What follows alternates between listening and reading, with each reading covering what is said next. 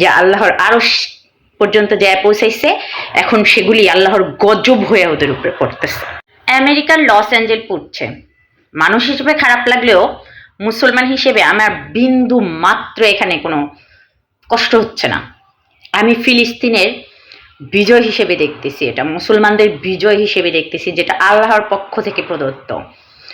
কারণ আমি ভুলে যাই নাই ফিলিস্তিনের সেই ছোট ছোট বাচ্চাদের আত্মচিৎকার, আল্লাহু আকবার ধ্বনি, যা আল্লাহর আরশ পর্যন্ত যায় পৌঁছাইছে, এখন সেগুলি আল্লাহর গজব হয়ে ওদের উপরে পড়তেছে।